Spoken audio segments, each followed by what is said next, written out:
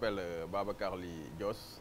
Je suis artiste plasticien et je travaille dans mon atelier galerie qui se trouve au niveau de la cité Sofraco, à la villa numéro 1. Donc je suis un acteur culturel qui est très actif dans la vie culturelle au niveau de Thiès. Et je travaille à Thiès, j'expose au niveau de cette ville et à Dakar et un peu partout dans le monde.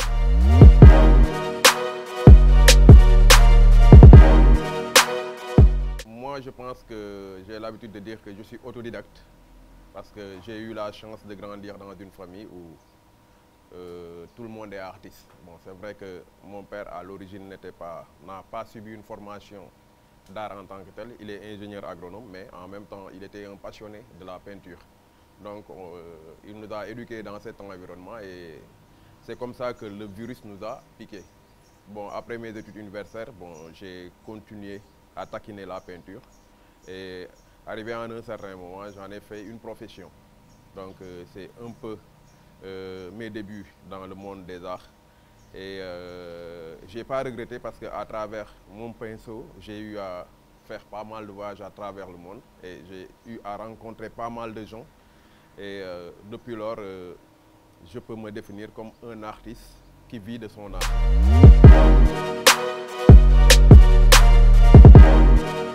Moi, je ne dirais pas que j'ai fait ce choix parce que pour moi, c'est une question de destin. Parce que je peux dire que je suis le moins talentueux dans notre famille.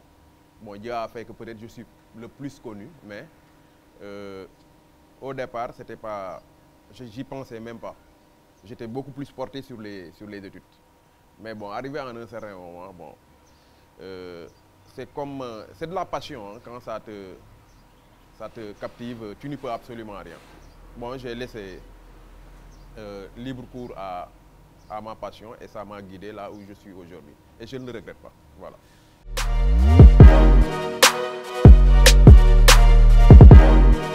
Bon, moi, je dirais que tu ne peux pas t'inspirer en dehors de ton environnement immédiat. Donc, ma source d'inspiration, c'est mon vécu quotidien, mon environnement. Peut-être l'univers de mon enfance aussi, ça a beaucoup joué dans ce que je fais. Parce que créer une œuvre d'art, c'est exprimer des sensibilités sur un support. Donc tu ne peux pas exprimer. Les sensibilités, c'est des vécus que tu ramasses. C'est les hauts et les bas de ta vie, les moments de bonheur, les moments de difficulté que tu rencontres. Donc c'est l'ensemble de ces faits, de ces gestes, de ces acquis, je dirais, que tu transmets qui se transforment en sensibilité et que tu transmets sur un support.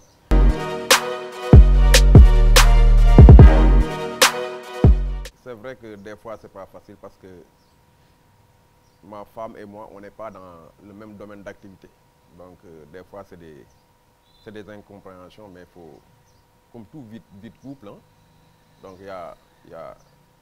c'est basé sur la communication. Je communique beaucoup avec elle, mais des fois, elle ne peut pas intégrer certaines de mes activités et c'est normal.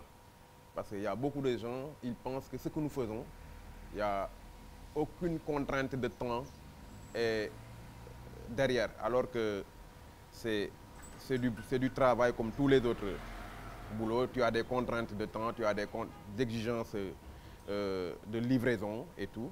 Parce que moi, j'ai la chance de travailler avec des institutions, donc c'est un cahier de charges qu'il faut respecter.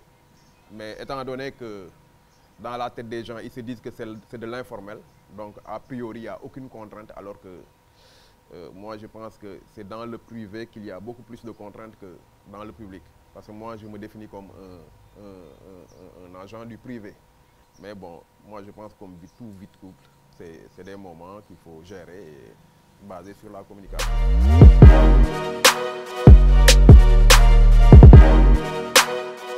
Je pense que le mal de l'Afrique, c'est à ce niveau. Parce que ce que les gens ne comprennent pas, on ne peut pas forger un peuple. On ne peut pas éduquer un peuple sans pour autant développer une bonne activité, une bonne orientation culturelle. Moi, je pense que c'est la culture qui est le socle de tout processus de développement. Et quand on parle de culture, on ne parle pas de folklore. Il y a une différence entre culture et folklore. Parce que c'est la culture qui détermine la spiritualité d'un peuple, c'est la culture qui détermine la civilisation d'un peuple, la philosophie d'un peuple, la pensée économique, politique, même sa santé publique. Tout ça, c'est défini par sa culture. Il faut comprendre en un mot, c'est l'oxygène. C'est ce que l'oxygène représente chez l'être humain pour vivre. C'est ce que la culture représente chez l'individu pour tendre vers le développement. Parce que le développement, ce n'est pas des infrastructures. C'est d'abord un comportement, c'est d'abord une foi, c'est d'abord un mode de vie.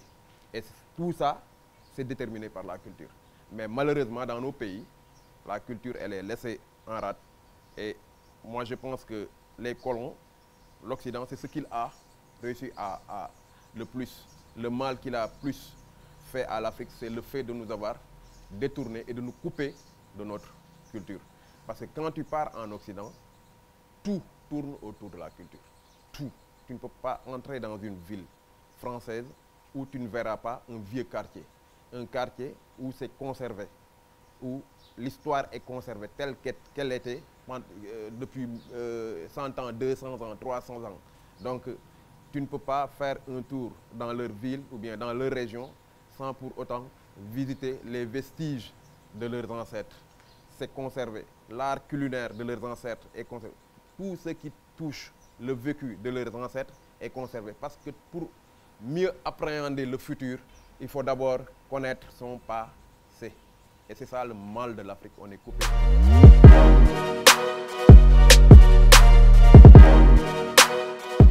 Je pense que le projet d'un artiste plasticien, c'est toujours de se faire voir à travers des expos, à travers des résidences, à travers des voyages. Donc pour cette année, je pense que ça fait partie de mes projets immédiats, c'est-à-dire d'organiser une grande expo au niveau de l'atelier, parce que ça fait longtemps que je ne l'ai pas fait, et développer les projets aussi que je fais dans l'international aussi.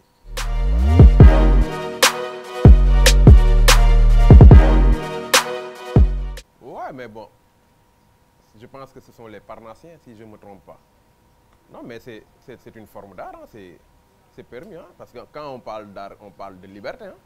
Donc tu es libre de faire de l'art pour te faire plaisir, comme tu es libre de faire de l'art pour dénoncer, pour être un artiste engagé, comme tu es libre pour faire de l'art pour ne rien dire. Hein.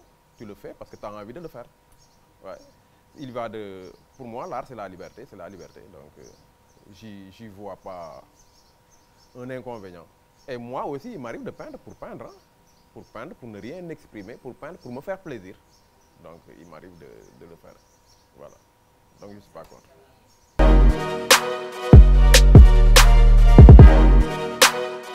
Malheureusement, les autorités ne portent pas un intérêt particulier par rapport à ce secteur d'activité, qui est un secteur porteur. Qui est un secteur porteur, ça, il faut le dire. Par exemple, aujourd'hui, si on vous dit que 6 à 7% de l'économie américaine est basée dans la culture, tu ne vas pas y croire. Tout le monde sait que les plus grands, les plus riches aux États-Unis sont soit des artistes, c'est-à-dire des cinéastes, ou bien des comédiens, ou bien des écrivains, ou bien des musiciens, les rappeurs, et suivant. Donc c'est un secteur, on parle d'industrie culturelle. Mais malheureusement, nous, on ne veut rien investir et on veut gagner, et ça ne marche pas. Ça marche pas. Et il faut le dire, au Sénégal, il y a des artistes qui sont hyper talentueux dans tous les domaines. Mais malheureusement, l'investissement ne suit pas. Et quand je parle d'investissement, je parle de formation, je parle de moyens multimédia pour que les artistes puissent être visibles, parce que ça coûte cher, et suivant. Je parle de l'informatique avec des sites internet pour que les artistes et la destination Sénégal soient visibles dans le monde. Donc il faut investir.